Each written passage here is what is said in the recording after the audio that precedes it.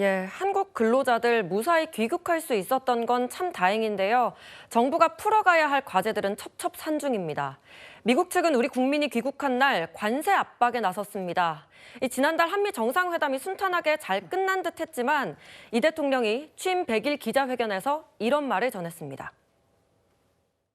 그런 논란이 있더군요. 왜 남들은 사인하는데 너는 사인 못하냐. 우리가 어디로 간 게 아닙니다. 미국이 일방적인 관세 승에 방어를 하러 간 거죠. 방어하면 됐지 뭐 사인을 합니까? 좋으면 사인해야 되는데 우리가 이익되지 않은 사인을 왜 합니까? 최소한 합리적인 사인을 하도록 노력해야 되겠죠. 러트닉 미 상무장관이 구금자들이 귀국한 날에 한국은 협정을 수용하거나 관세를 25% 내라 이렇게 압박하고 나선 겁니다.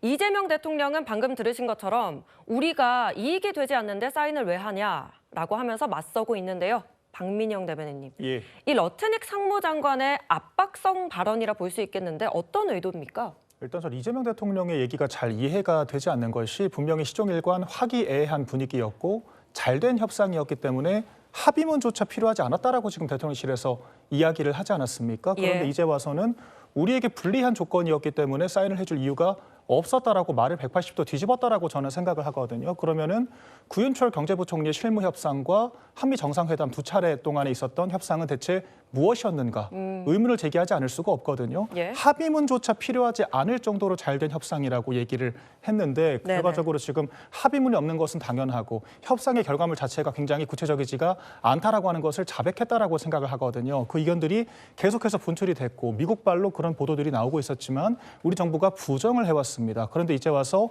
미국에서 노골적으로 협상안에 합의하지 않을 거면 더 정확히는 돈을 당장 투자하지 않을 거면 관세 25%를 적용할 수밖에 없다라고 노골적으로 압박을 하고 있는 상황에서도 제대로 된 지금 조처가 없는 상황이고 오히려 지금 미국과 이런 거리, 인식의 격차만 확인한 것이 굉장히 안타깝고 우려스럽다라고 하는 말씀을 전합니다.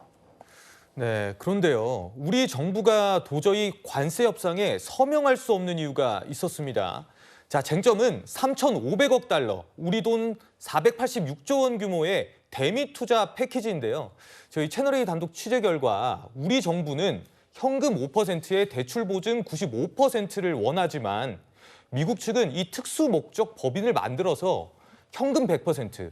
최 교수님, 네. 이걸 다 현금으로 내라는 거예요. 이거 어떤 의미입니까? 그러니까 현금으로 내라는 건 바로 투자를 하라는 거잖아요. 근데 다른 나라도 저렇게 안 했어요. 그러니까 우리가 사인을 못하는 이유가 바로 저기 있는 겁니다. 그러니까 예를 들어서 큰 틀에서 합의는 이루어놨지만 구체적인 부분에 가서 현금으로, 그러니까 투자를 어떤 방식으로 할 거냐는 문제가 논란이 되고 있는 상황이에요. 그럼 대통령 입장에서는 우리가 현금을 100% 그렇게 다 준다고 하면 우리 입장에 우리 기업들이 얼마나 큰 부담이 되겠어요. 이런 상황에서 기업의 부담을 줄여주면서 우리가 보증하는 쪽으로 95%를 하고 실제로 5%만 투자하고 현재 공장을 짓고 있는 데도 많잖아요. 지금 미국의 압박 때문에. 근데 이렇게 많은 기업들이 열심히 투자하고 있는데도 불구하고 또 다른 형태의 3,500억 달러를 또 내라고 하니까 이거는 불가능한 일이에요. 이 협상을 지금 하고 있는 겁니다. 그러니까 큰 틀에서 협상은 마무리됐지만 구체적으로 우리 기업들에게 부담을 줄 수 있는 사항들이 들어가 있어서 정부가 끊임없이 지금 물밑에서 협상을 하고 있어요. 이걸 우리가 5%를 현금으로 하고 나머지 95%는 보증으로 가도록 하는 것을 협상에서 얻어내야만 기업들의 부담이 줄어들죠. 이번에 하나 더 있잖아요. 이제 비자 문제도 함께 집어내야 한다고 저는 생각해요. 이런 방식으로 우리나라 국민들이 가서 일을 하는데 마치 우리나라 국민들을 마치 범죄인 취급하는 이런 행태, 그리고 다른 나라들은 쿼터를 다 받았잖아요. 왜 우리는 안 주는 거예요, 대체? 이 문제도 저는 협상에 들어가야 된다고 봅니다. 앞으로 투자를 전제로 할 때는 우리 국민들이 일할 때는 일할 수 있는 정상적 비자를 쿼터를 따로 마련해서 그걸 우리가 받을 수 있도록 하는 것까지 협상 내안에 집어넣어야 되기 때문에 시간이 좀 필요한 거고요. 대통령의 말은 그런 의미예요. 그래서 협상이 지금도 진행되고 있고 완전한 합의문이 서명이 돼버리면 우리는 거기서 되돌릴 수 없거든요. 큰 틀에서 합의는 이루어졌으니까 구체적 내용들을 합의를 완성시켜서 그리고 이번에 이제 비자 문제까지 집어넣어서 협상이 완료되면 합의를 하겠다 이런 의도라고 보여집니다. 네. 미국에서 현금 100% 투자를 요구하는 것으로 알려지면서 대통령실이나 여권에선 이 미국이 원하는 대로 합의하고 서명하면 정권 탄핵감이다 이런 말까지 나온다고 하는데요.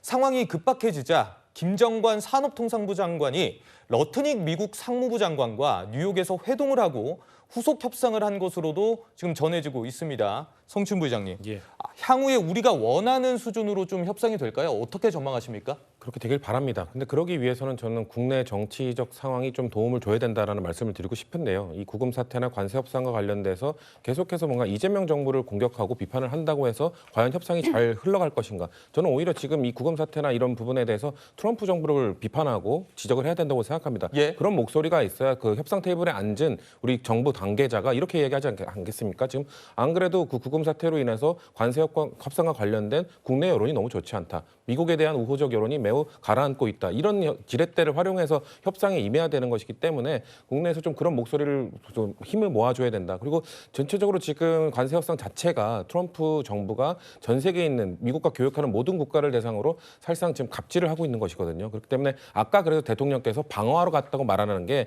우리가 원하는 협상, 우리가 원하는 결과물을 얻어낸다기보다는 조금 덜 피해받기 위해서, 덜 뺏기기 위한 협상을 하러 가는 겁니다. 그렇기 때문에 그런 차원에서 우리가 뭐 지금 다 아까 그 교수님께서 말씀해 주신 것처럼 쿼터 문제도 있고 다양한 그 세부적인 내용들이 있습니다만 그런 것들을 다 얻어내면 좋겠습니다만 일단은 아까 대통령이 말한 대로 방어적 태도를 취할 수밖에 없는 그런 협상이라는 거를 좀 인지를 해주셨으면 좋겠다는 말씀드립니다.